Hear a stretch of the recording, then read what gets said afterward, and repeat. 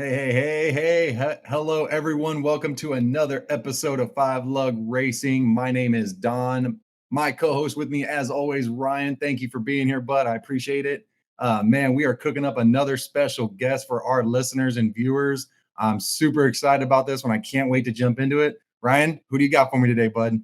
Yeah, Don, it's great to be here, and it is great to be doing this again. It's always special when we get to bring on an industry insider. And we're going to go from behind the steering wheel in the Craftsman Truck Series, as well as some other series with NIECE Motorsports driver of the 45 truck, Kaden Honeycutt. Kaden, welcome to Five Lug Racing. How are you? It's great to have you here. Oh, awesome, man. Thank you guys for having me. Oh, yeah. I'm so glad you could join us this evening. Um, First and foremost, and we'll get into it some more, but we're going to wish you a formal congratulations.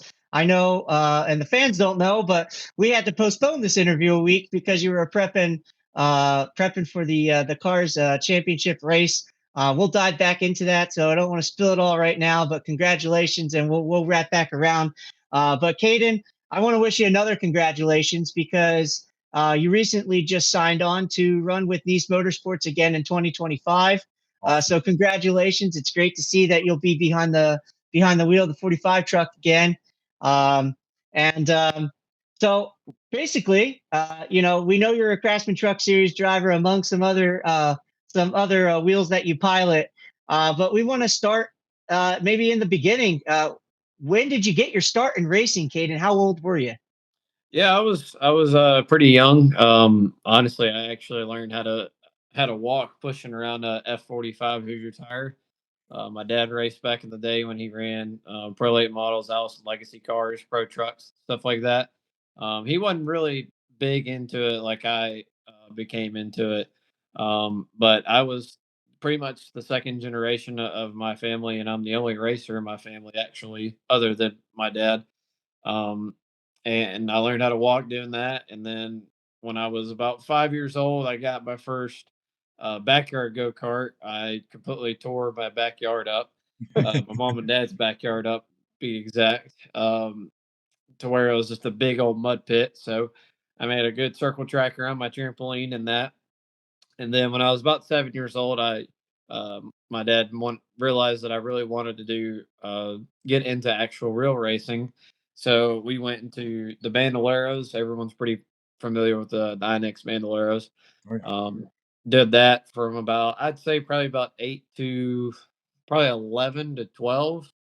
Had really good success in Bandoleros. Ran at Houston Motorsports Park down in Texas. Occasionally ran over at Charlotte on the quarter mile, Atlanta, and some other select tracks around there. But I really got into moving around everywhere when we went legend car racing.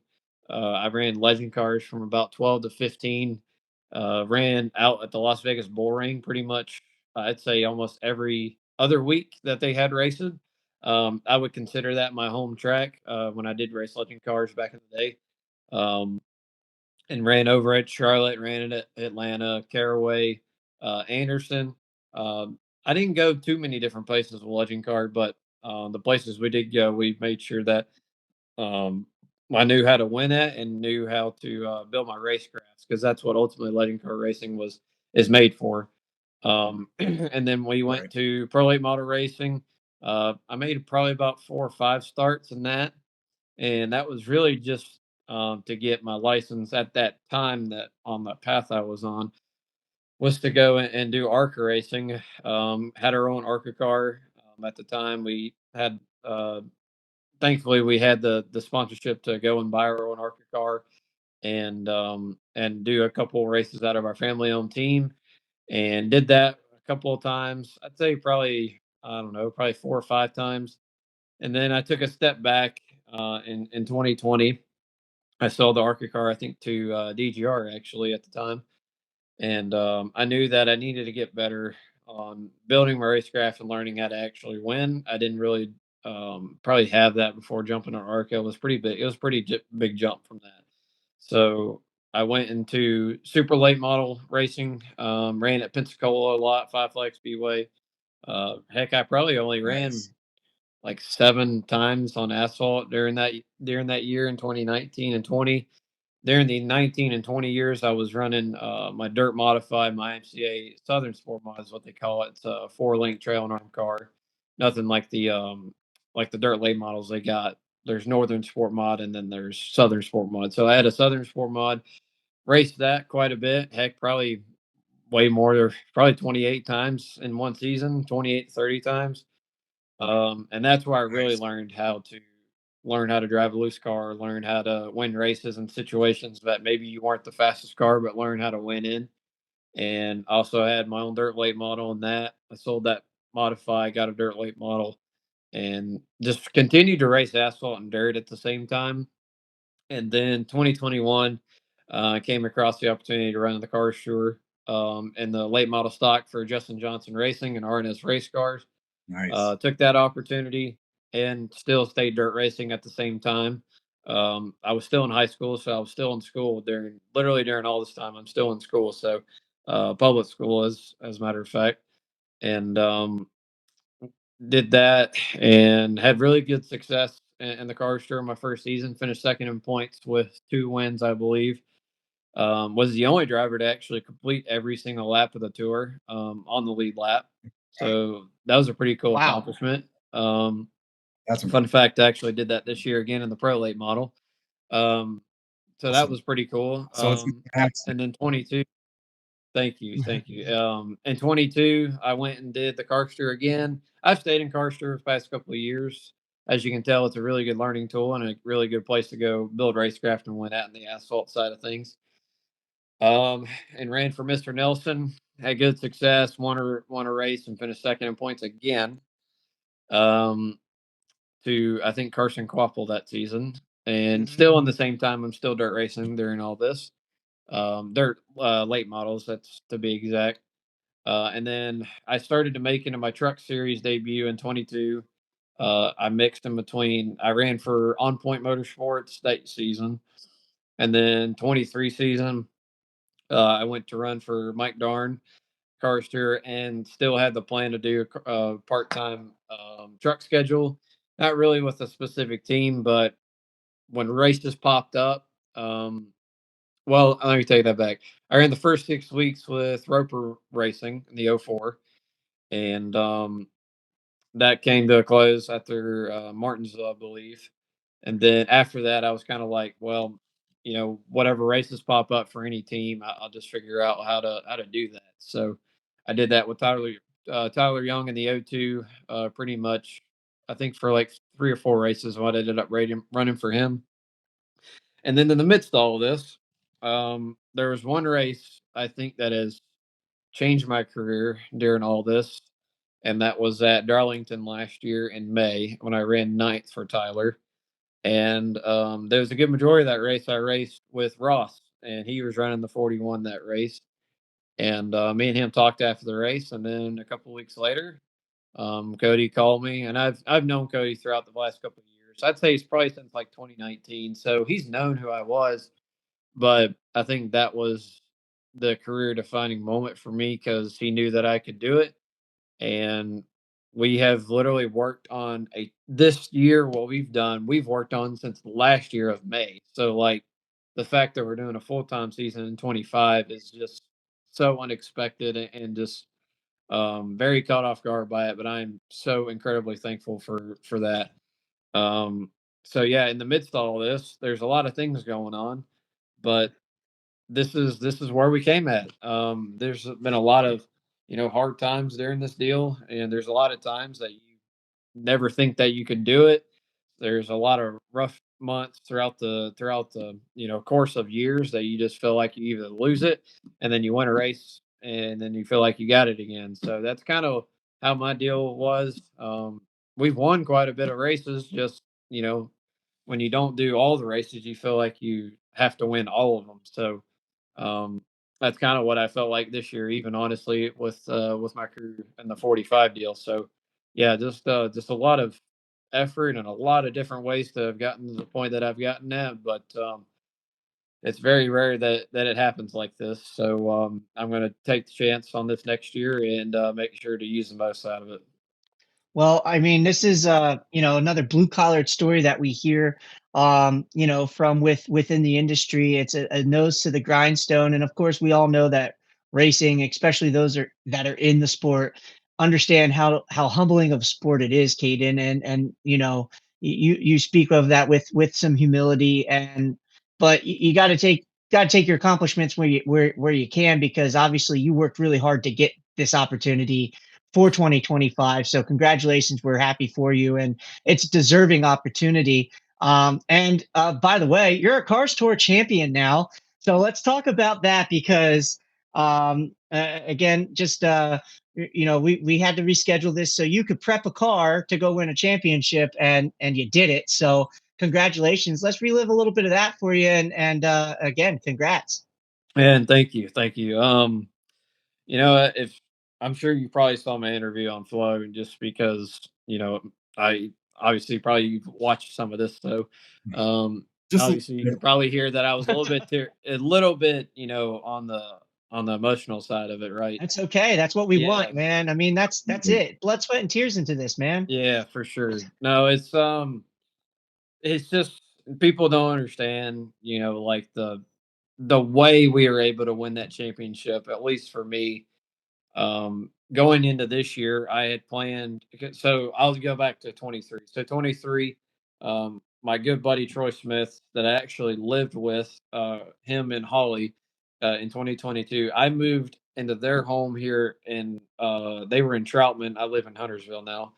Um, I went and lived with them when I was 18 years old. As soon as I was done graduating high school, I literally packed everything up the week later and I moved out here because this is where I wanted to be at. Right. So we've had that relationship for a while. And Mhm. then he got a job over at what was previously called E33. Uh, we showed up and tested a brand new rebuilt car that he did for this team. And they asked me to drive it. I said, might as well. Um, we showed up on a Wednesday, and the race was on Saturday. And while I was gone at Phoenix, all of these other teams had 3 other days to practice and qualify. I started 15th, and we won that race. Wow. So after that, me and the owner, we talked about it, and he wanted to do a full car season in the pro late models. So we discussed it, and we were like, "Yeah, let's do it. We'll do that." And Troy was working on it for a little while, and we had some good success. Won in Orange County, and we were obviously in the points battle. And then, there was just other things that I obviously won't stay on here, but I was pretty much at the point in August where I had to make a decision to either continue my cars pro late model season or just forget it. And if it wasn't for actually, honestly, my girlfriend Jessica, who told me that I really needed to finish out the season, because when Monday came around, week of Ace, some things that happened pretty much made it to where we weren't able to race. And I was like, man, like, you know, I'm running first, I'm running second in points. I think I was second in points of this deal. Like I was 2 points behind or something like that in first. And I was like, man, I think I just might as well just be done with it and just focus on the truck and, do this, do that. And then a couple of people had called me and told me I needed to go with this Bryson Lopez group. And I talked to Dustin, which is Dustin Bryson, who's a part of the owner of the deal. And he wanted me to drive his car to finish out the season. And we never even met face to face. I never even got to go to their shop over in Woodstock, Georgia, which is near Atlanta, actually. Um, and we showed up there at Ace on the Thursday. We practiced Thursday and raced Friday, and we almost won our first race together. And I never even met none of them until that weekend. And I knew after that weekend was done, um, heck, we were leading the race. Honestly, we qualified pole and was leading the race until brake failure went out. But um, I think after that race, I knew that this group really actually genuinely cared about me winning that championship. And Dustin wanted to just go out and win races because they were at a point in their season. They were like, man, like we want to take a break and I got a part of their story. This was actually after after Wilkesboro was over, and they never even told me about this. But heck, it made it even worse for me even hearing about it. Um, they were at a point of cutting the season off and like just doing a couple of weeks, and then literally, I think he said not even 2 minutes later, the phone rang and it was me calling wanting to race his car. So the story is unbelievable the way it came about. Um, and then just be able to win at Tri County, and then the win on the biggest stage, I think, in short track racing right now at North Wilkesboro, and the amount of support that Dustin put into that last second half of the season for me personally, because it was my championship to win. They didn't have an owner's title to go after. They had just nothing. It was strictly he wanted me to win that championship so bad and win races. And man, there's been not many people in my life that has ever just been free willingly letting me run their race car. And now that we have the long term relationship to be able to do this week in and week out anytime I want, he's just it's crazy. And to back up on the MPM deal that I started with, there was nobody working that shop. There's literally one person, and and Troy could even work every day. So, and then he could even go to the racetrack with me. So, like, I know I'm backtracking on this, but I'm It's still okay. okay to talk about it. I was pretty much adjusting the race car almost every week, from the start of the season till Ace when I had to make the change. Um, so like the fact that I was working on my own car and being successful as we were with the 2012 Clattenburg Hampke car and one of the toughest series out there was just that's what just made it really more sweeter in that aspect. And then, yeah, just to top it off, like the Lopez family giving me the opportunity to finish the season out in an amazing race car, and just free willingly let me run their car and do to be able to do what we did too. This was our first time ever pro late model racing. I'll just say this: it was just the way we did it, and all that being said, is why it was that way during that interview and why we won it and how we won it.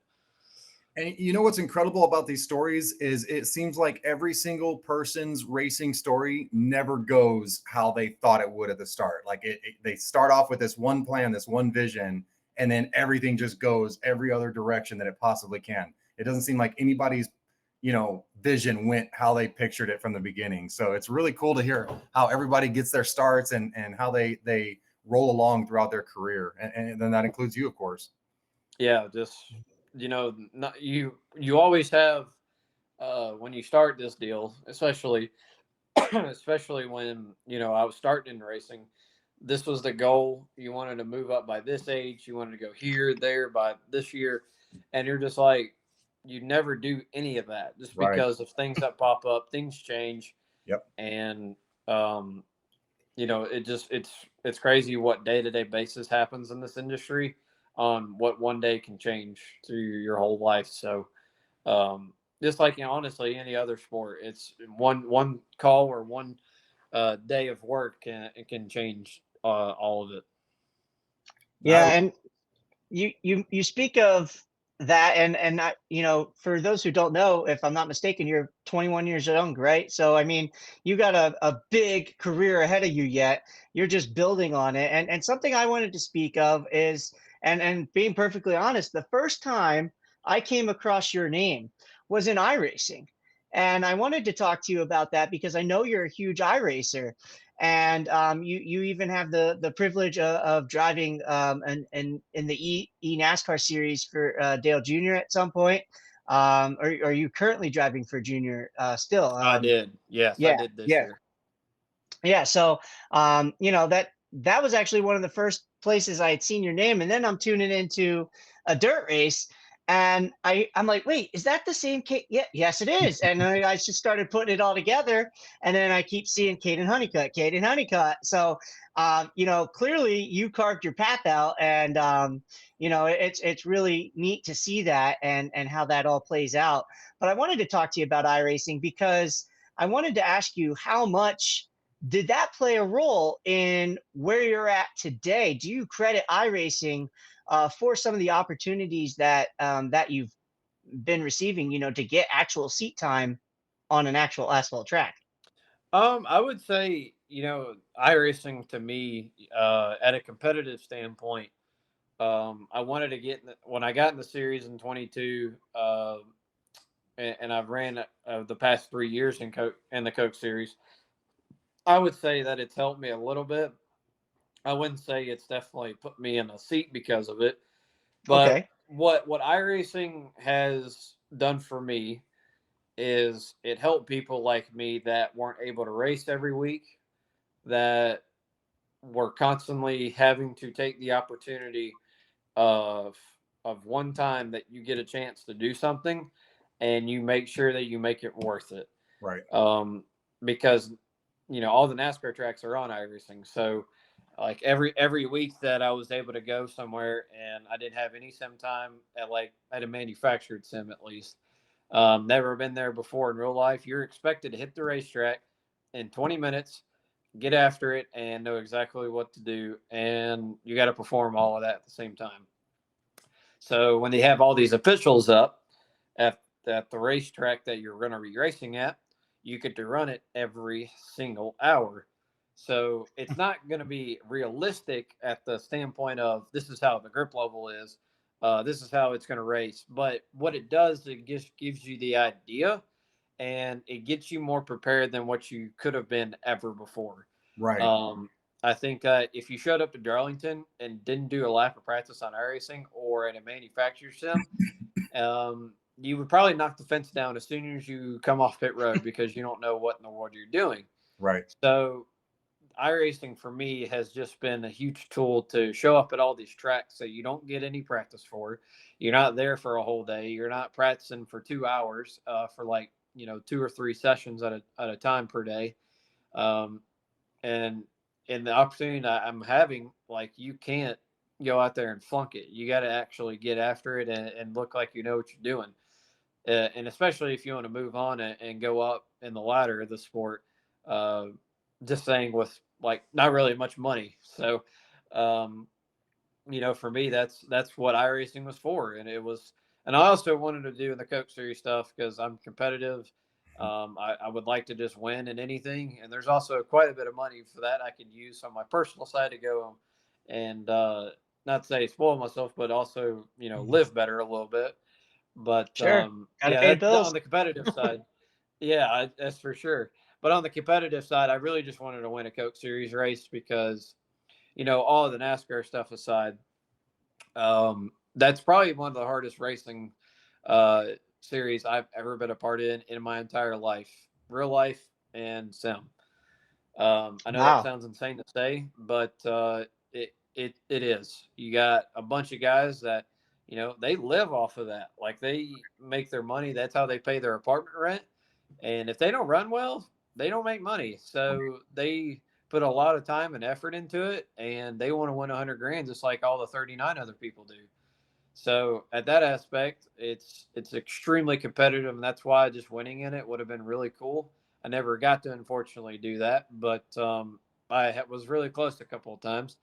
And then you said you saw me on the dirt pro stuff. I love dirt. I live and thrive off the dirt stuff on iRacing. It's extremely fun, and I was actually pretty competitive this year in dirt. Last year in Dirt Pro and the What of Outlaw series, almost won I think 2 or 3 times in that season. And I still do the dirt stuff here on iRacing for fun and to win in. So Right. that's not for me to go learn how to drive at Eldora, but it's and eventually show up there one day. It's literally just for me having fun and learn how to make myself better in situations that I know next time how to do. And that's the same way I treat the asphalt side, the exact same way. So it's to build your racecraft. It's to get to know racetracks before you get there, and it's all just for preparedness for the real thing. I'm curious. Awesome. I'm curious about the iRacing aspect in the sense of you said it doesn't really give you much as far as the grip, compared to being in real life. But does it help in aspects of like, your entry speeds and when you lift and when you get back into the throttle at a lot of these tracks? Does that give you any sort of advantage when you get back to the racetrack on Saturdays and Fridays and Saturdays? Yeah, I mean, iRacing has done really well at tuning their truck. I'm going to use their truck package as an example. Their truck package is it's pretty close. I wouldn't say it's spot on at all the racetracks we go to, but it is pretty close. Okay. I wouldn't say like qualifying at Charlotte, for example, we don't lift in 1 and 2. We don't have to lift on the sim on iRacing, saying when we do a qualifying run, we'll put tape on it and stuff like that. Right. So like they do have matching grip levels. It's really just a lap time that's not perfect, but it does have excessive tire wear. So like the longer you go, like tire wear starts to lift. Like you got to lift more, Right. lift more, and change this up, do this different, like you do in real life. So at that aspect on lifting and stuff like that, it's actually not that far off. Right on. It's just off. It's off on like lap time wise and just I think grip level, but it still has the same aspect on lifting and how much throttle at a time, how much brake to use. Um, all the graphics and stuff are actually updated quite a lot. So all the graphics that we get to use, like for braking zones at a road course, they're all updated. So we can go to the real life road course, like at Coda last year. All the graphics and stuff were updated to where I showed up my first time there at Coda and went out on the racetrack and I found all my brake markers. There you So go. that point and that aspect too, it's very useful. So iRacing does a really good job with that, and I applaud them for that because that's very useful to have, and it's very convenient for sure. Absolutely. Absolutely. You know, every little bit helps, right? There's no aspect of you're getting any kind of information from anywhere. Hey, utilize it to your advantage, you know? Yeah, Yeah. absolutely. So, we've heard a lot about Kaden on the track, and I wanted to talk about Kaden off the track a little bit. So, you're obviously 21 years young, like I said. So, what does Kaden like to do in his free time when he has some? Because obviously, you're in a race car a lot. Yeah, so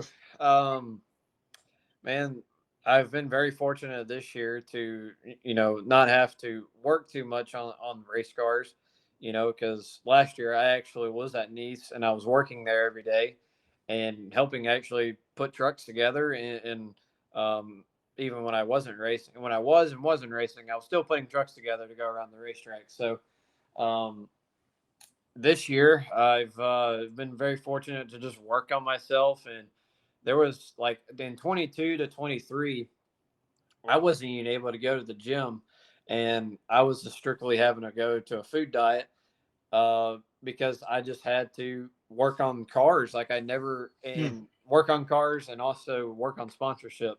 So this year I've been very fortunate to be able to go to the gym. I started in right after New Year started. I was like, all right, I got all my stuff done for 24. I'm gonna go and work on myself and let everyone know that I'm not being at the shop because I don't feel like it. Like I'm doing this for myself because I need to get back on track. Right. So this year I've done that every single day. Like that's not anything unnormal for me. Also, I'm obviously still working on sponsorship stuff because you can always work on that and have new partners and bring new people into NASCAR Absolutely. that want to be part of it. And also, I do a couple hours on my own iRacing sim and just work on stuff that I feel like I need to work on for the next week, or do a post sim on what I need to do different from like Homestead, for example. There's a couple things I definitely need to do different next time we go back there in March to make sure that stuff like that doesn't happen again. And that's what I worked on Monday, and then not really all of today, but probably like 2 or 3 hours of today worked on Martinsville with breaking points and being consistent on rolling off the brake, just detailed stuff like that. Absolutely. So, and then next year, I'm actually going to be able to work with Chevrolet and everyone at Josh Wise, and that's going to be an everyday deal. And I honestly cannot wait for that. And that's going to definitely make me a whole lot more better in shape and a whole lot more focused and just more just prepared, really, because they'll have access to more things. And man, that Josh Wise program is unbelievable. So I'm extremely excited for that next year. Absolutely. Yeah, that's exciting to hear. And obviously, I mean, we just heard, you don't get much time away from from the racing. It's eat, sleep, and breathing of the racing. And yeah, these opportunities that you have are clearly because of the hard work and the dedication that you're putting into your craft. And my hat's off. I'm not wearing one, but my hat's off to you. And that's it. Just goes to show the tenacity that you have to have and the want, because you have to go take it in this industry. It's not going to be given to you. And that's I hear it more and more and more the more we do this, and the opportunities that we have to chat with drivers like yourself or crew members even, that we've had on the show, and how everybody just scratches and claws their way to get to what they want. And that's the way it is in this industry. And that's why we want to talk about it, because it just needs to be appreciated, I think, a little bit more than it really is. It's people turn on the TV on a Friday, Saturday, Sunday and watch cars, go racing, and there's just so much more that goes into it. And it's so great to hear, you shed some light onto that. Yeah, absolutely. Yeah, unfortunately, TV doesn't do it complete justice, but No, it's like when they do this Netflix deal and this Cup Series stuff. It does bring some insight to it, but it doesn't completely like show all of it, especially from I know what happens on the Cup side on day to day stuff. They show probably half of it. There's way more than what the sure. Netflix series shows, and Absolutely. there's also a whole lot more that goes on in Xfinity and trucks that unfortunately people will never know unless you document it yourself. Right. And And that's why you we're know, here. yeah, Yes. absolutely, for sure. Yes. So yeah, it just doesn't happen as much as I wish it does. But I think NASCAR is actually hopefully getting eventually to their own streaming channel for TV, so that way they can cover all three series on what's happening. This, that, whatever. Um, I hope that actually comes about. I've heard that something like that was going to happen, but I think for just as sake of the sport and our series, at least in NASCAR, that it would be unbelievably huge to be able to be more inside the drivers and what goes on with these teams. Just the reality and how stuff works, not just putting trucks together to go and just think that we're just going out there just to go race. Like we're actually racing for something, and it just means a whole lot more if people were able to know what it was about. That Absolutely. that like Don said, that's why we're here. That's one of the whole reasons why Five Lug Racing was born, because we know the hard work that goes into, from the men and women at the shop to at the track to the drivers to the prep. I mean, you're a driver working on your own car. And that's a dying breed as you get up in the ranks a little bit. You don't see it as much. So again, hats off to you for that. As a guy who spent 20 years in automotive service, I love to see that, you can wear many hats, so to speak, and do both, and that's so cool. But yeah, I mean, that's why we're here. So don't give away all our secrets. But no, it's deserving, and everybody who's involved deserves a chance to get to tell their story or have it be seen. And so it is a great thing, to if they would do that. I'm all for it. That's it. It needs to be done. It should have been done a long time ago. Yeah, Right. definitely. Hot take. But I'm curious if you can talk to us a little bit about, I know that you're headstrong on your craft and you want to become better every single day. Talk to us a little bit about when you take your racing hat off, when you put your phone down for a little bit and you just enjoy your own time. What is something that Kaden likes to do to shut off the world and just enjoy your own peace, whether it be family or going out to your favorite restaurant? What's that kind of like for you? I know you don't get much of it, but we got to take advantage of it when we do get that time. Yeah. Oh man.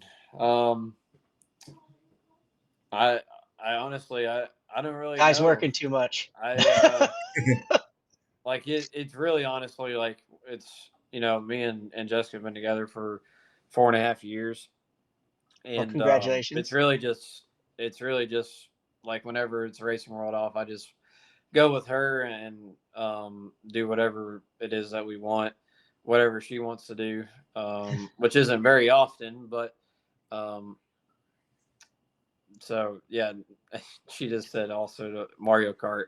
She There you got a go. Nintendo Switch. So That's the stuff that we're talking about. You guys like yeah, Mario Kart? That's awesome. yeah. That's fun. I had pulled. Man, I got into a weird deal in the middle of this year where I wanted to like set my mind aside from racing stuff because I didn't know if it would actually help me, but I think it did help me. Was I pulled out the Wii, and that thing probably had been fired up in the past like heck, probably like 4 or 5 years, and I bought what was Super Mario Galaxy. It's something that was made in like 2009, and that game was unbelievably way out of the water of how it was developed. Like it was unbelievable. It's still an unbelievable game, and I wanted to like set aside my mind and buy the game fresh, restart, and completely beat the game from one to 100%, and don't take shortcuts. Complete one task, like complete what was one galaxy, move on to the next one in the same world, and I want to just be able to focus on completing one task and be done with it and move on to the next one. And I felt like that actually had helped my racing for some weird reason of setting my mind aside. And then Jessica got the Nintendo Switch, and whenever she feels like she thinks she can beat me, which has not been very often, um, but no, like yeah, anything that's not racing related.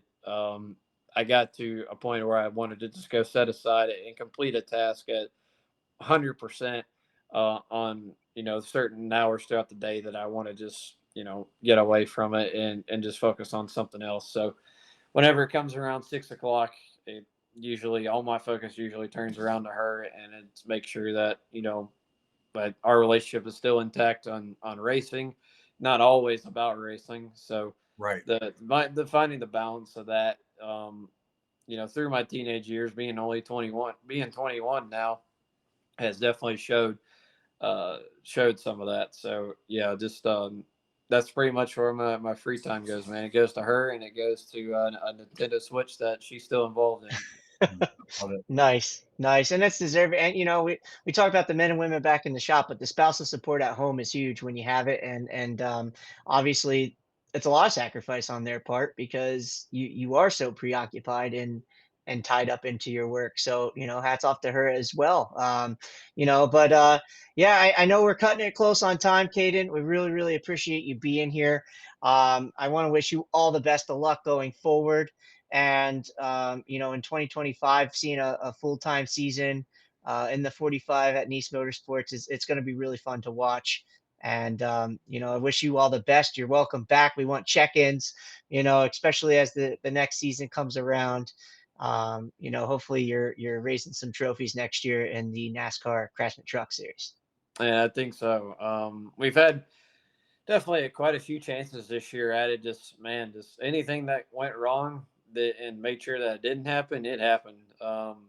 That's just been kind of our I wouldn't say our season's been, but man, we've had such good trucks and so many good finishes and so many opportunities to go out and be able to win races. Just you got to have some things go differently, and just got to have some different sort of execution. So um, that's what next year. That's what pretty much this year was. All the learning curves, unfortunately, set in at the worst times. But next year, going into next year, I really feel like we have, grown a lot as a team, and also as an organization too. Like we take a lot of pride in building our own trucks, our own bodies, and we want to win with our own stuff. And it's very hard to do, but man, we've been extremely close at it. So we're going to work on it this off season with a lot of different intermediate and short track stuff, and and 3 road courses. So we got to get good at that too. So yeah, there's a lot of stuff we're going to work on in the off season to try to come out on top for next year, and we'll see what we can do with that. But yeah, it's thanks to the Cody and Al, MMI, and everyone that made this deal happen for next year. Precision Auto Ventive, Venture Foods, everyone at NIECE Motorsports as our sponsors, that they believe in me and appreciate them for doing that, and we'll go and make it worthwhile for them next year, and hopefully bring a championship for Al, and come up one spot better than what he did in 2019 with Ross. So we'll see if we can do that. There you go. I do have one question before we let you go for the evening, and I'm curious about this with a lot of drivers, and we've got you here. Do you have a moment in your career that you just were just completely mind blown? Like, how did that just happen? What just happened? Like, was there a moment that you just had to kind of take a step back and just, what the heck just happened? It could be a win. It could be, it could be an accident that happened, maybe something with a teammate, anything you got.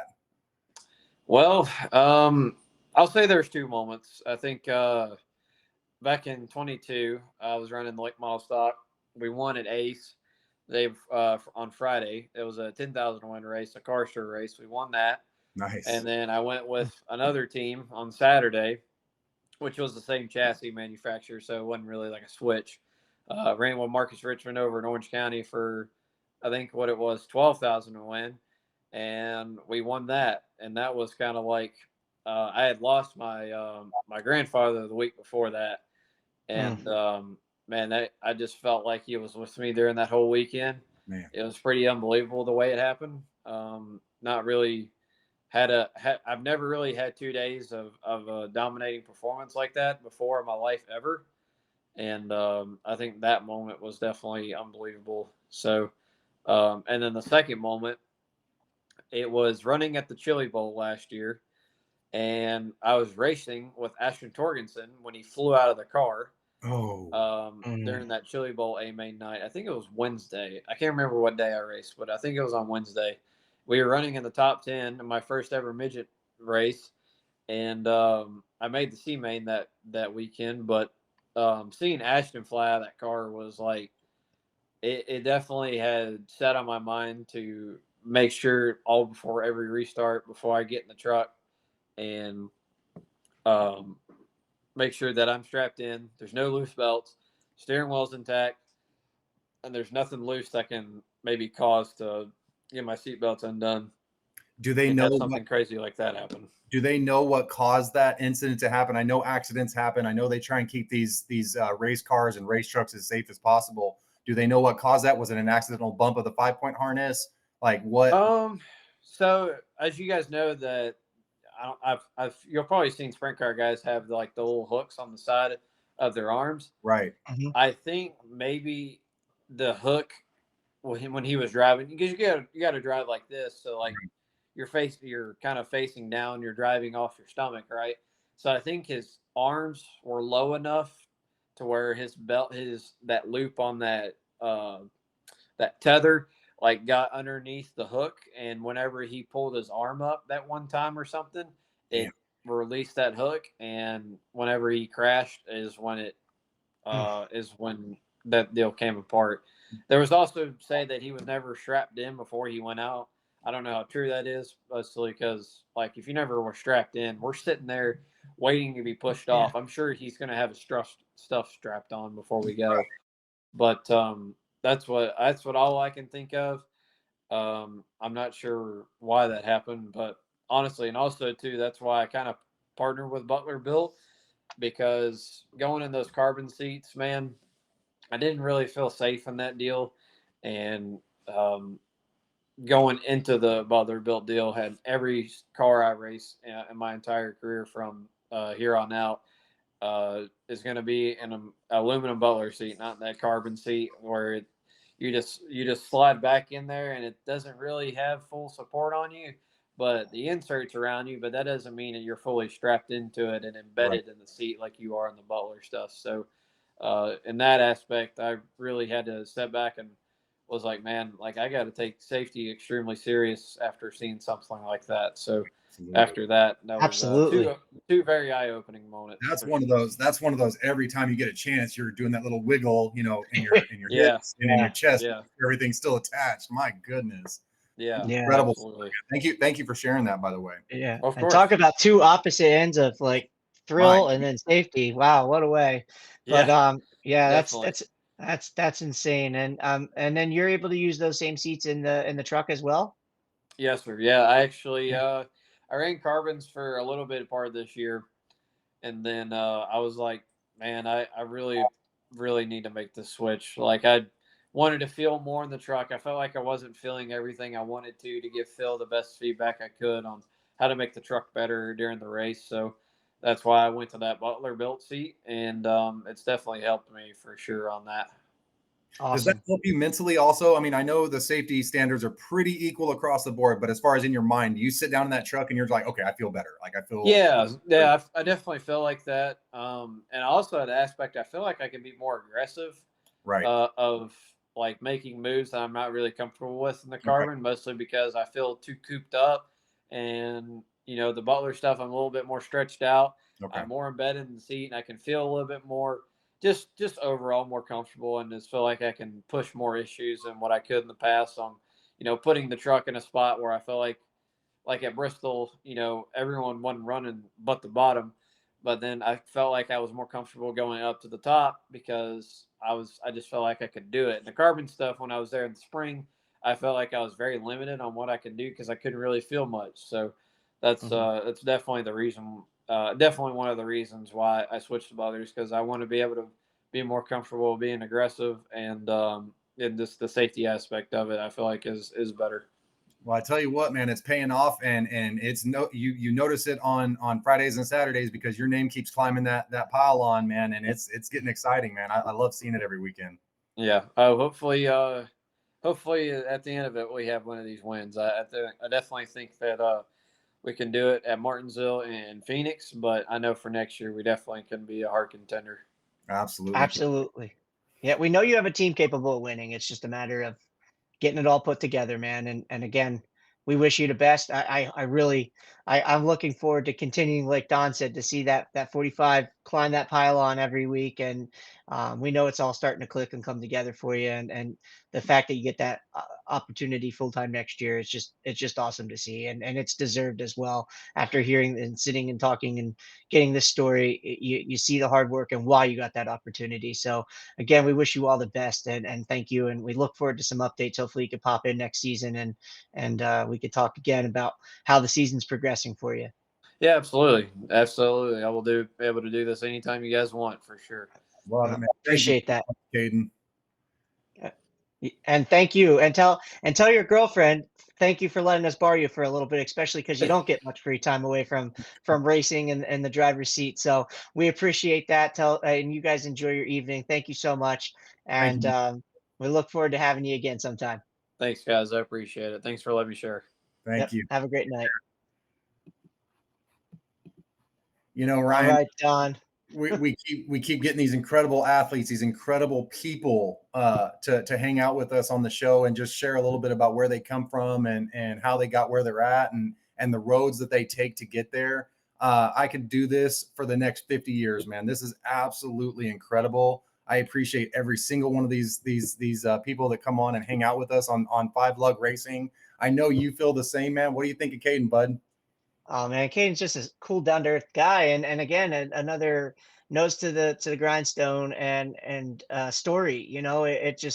It's never ending. I mean, we know what it takes, all the moving parts and pieces to get into a race car, let alone field one that you can go out and win in. And it's just great to hear these stories and how hard everybody's working, and help shine some light on that for those tuning in and watching these things. We appreciate it, and without you watching at home, we can't continue to do this. So Right. it's just so awesome to be able to take it full circle and share that with everyone. And yeah, just so great to continue to get to do this with you guys.